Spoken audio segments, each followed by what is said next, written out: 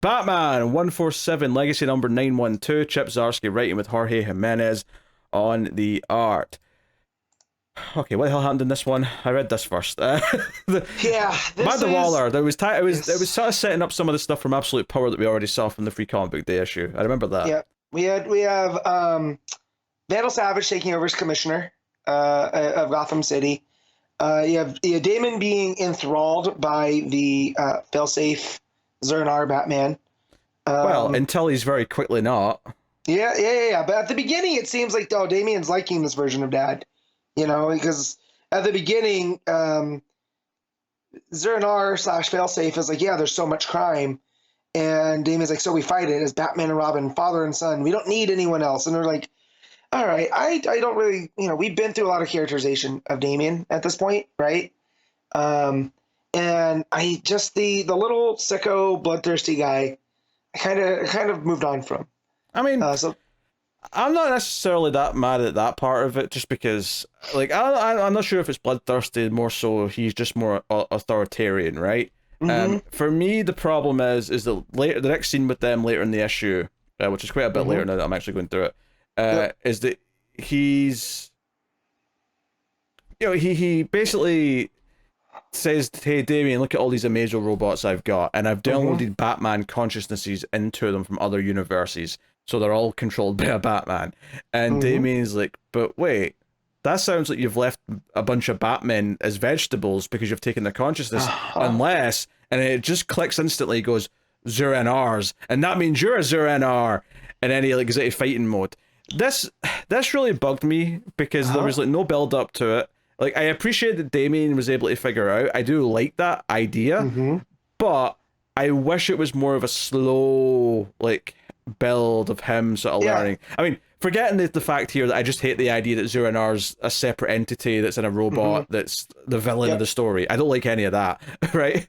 But Mm-hmm. we're in this situation. So the idea that Damien's kind of on board with this more strict, like, go after crime Batman, Mm-hmm. but over time starts to notice little things and maybe comes to realize it's Zur-NR. But Mm-hmm. the fact that he just has this realization in 3 panels and that's it, it's fight time, Yeah. just really bothered me. Like, he's not even conflicted. As soon as he knows, so as soon as he figures it out, he's just like, all right, I need to kill you now, robot, because you're Mm-hmm. Zur-NR. So, yeah, that's rough to me. Yeah, and then he shoves him in a machine, and out comes a different Robin. So what's this about? Oh, and Zur-NR shoves Robin into a machine. Yeah, Yeah. shoves him into like one of these tubes, right? And Zernar goes, I can't trust or control a Robin unless I make him like myself, which would mean, which I understand on Yeah, the page what they're doing. to clarify this here, he doesn't really throw Robin into anything special. He just throws him into something to trap him. He's just containing him, right? Yeah. This Robin that he pops out, this is, in a cooking show style thing here. This is one he made earlier that he had ready to go.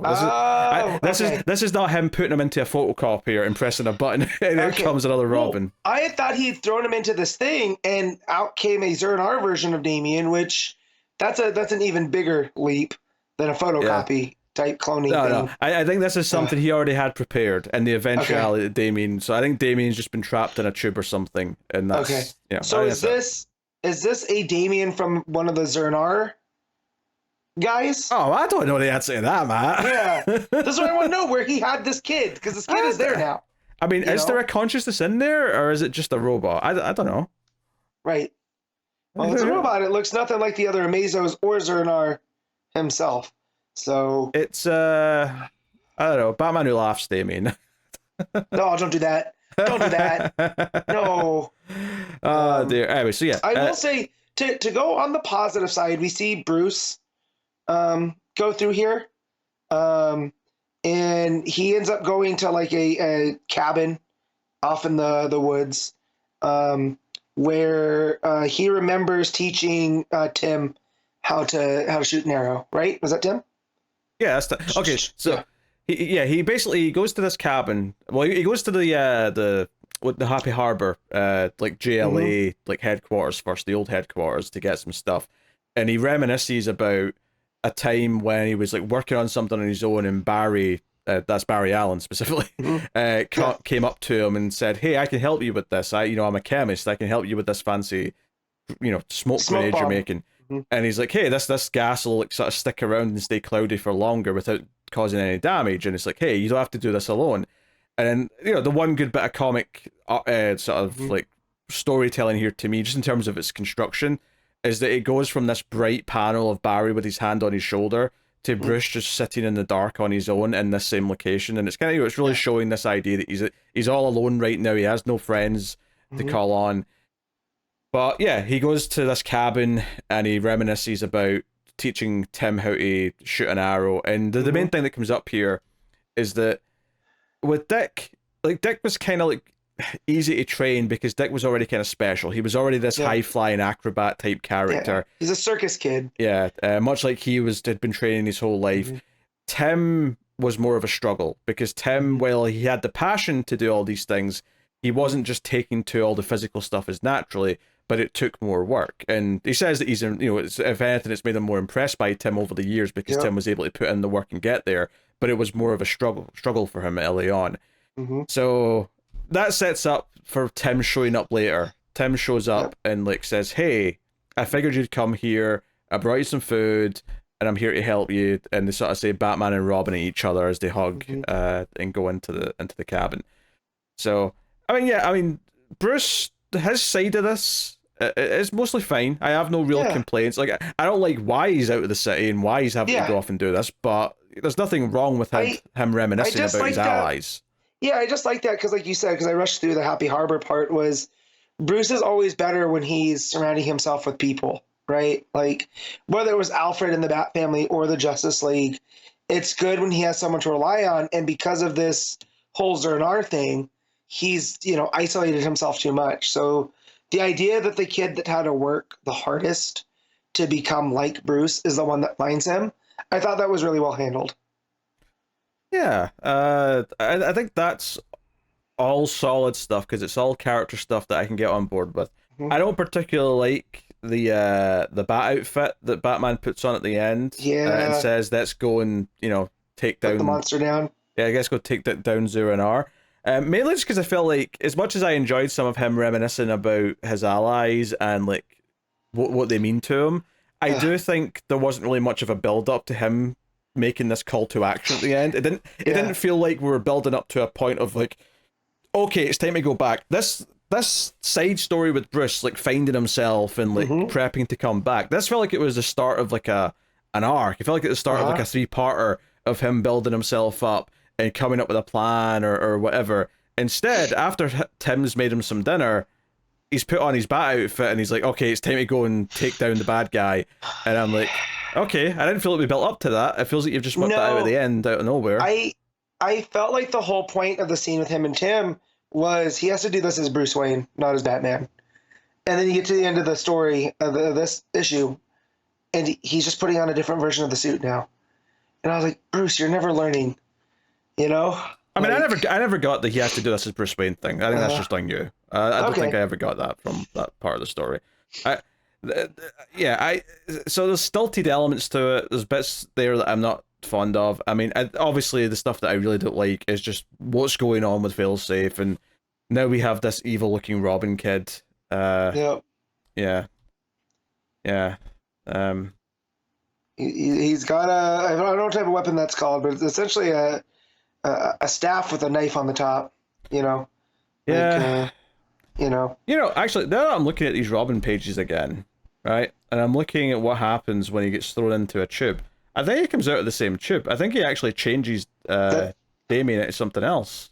That's what I'm confused about. Like, again, is this a Zur-En-Arrh thing? Is this a, I didn't notice the gas in the tube the first time I read it. So, yeah. I don't know. I like this even less because I'm like, okay, what did you just do? You just gassed him to turn him into evil Damien? Like, what? Yeah. But how did that change his outfit though? That's why I thought he came out of a different tube. Get you. Because the outfit's completely changed. He's got this big R now on his chest. Yeah. Which I'm not gonna hate. I kind of like that costume, but it is very reminiscent of Tim's too.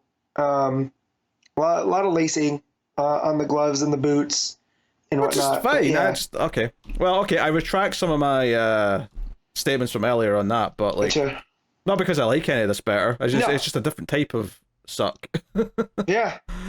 Okay.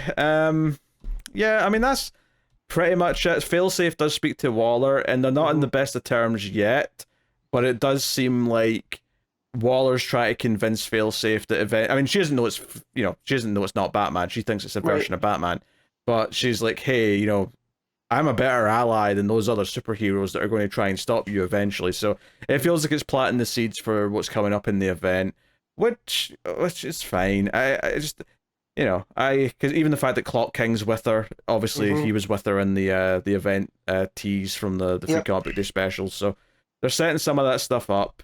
That's all fine and well. Failsafe chews out the Warden character, from the night who were like, wait, how did Bruce get out of here? This is on you.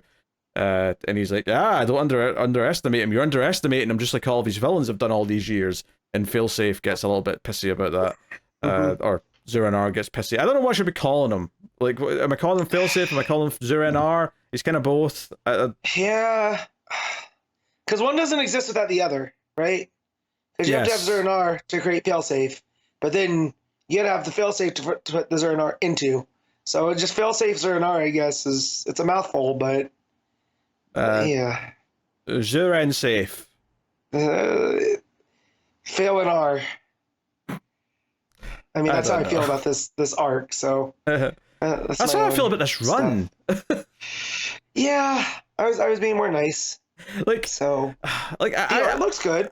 I mean, the art's mostly fine. I didn't hate the first arc, admittedly, but like as it's went on, I've just it's descended into just status quo after status quo that I'm just not enjoying. I think just the entire concept, because there's a point in this issue when Bruce is like driving and he's thinking to himself, Zur-En-Arrh was in there the whole time, and that means because at one point he says to Tim as well, oh, now that Zur-En-Arrh's gone, I remember a lot of things more clearly, and I'm like, so you're trying to get me to buy that for years of Batman stories, like there's been almost like a Jekyll and Hyde thing going on with Batman. Like Zur-En-Arrh as a concept, I like it as like a as a more of a break in case of emergency. No, not even that. No, I like it more as just more of a metaphor than a literal thing, right? And this idea that it's been a genuine separate personality that has actually managed to free itself from Batman and be its own thing and is now a villain, I hate all of that, because all of that is not Batman's story. All of this is fantasy bullshit. It's just complete nonsense, and it's not what I like about, like, I like Batman sometimes fighting supernatural beings or science fiction concepts. But once you start sci-fiing the crap out of him himself, you're taking away from what makes Batman Batman.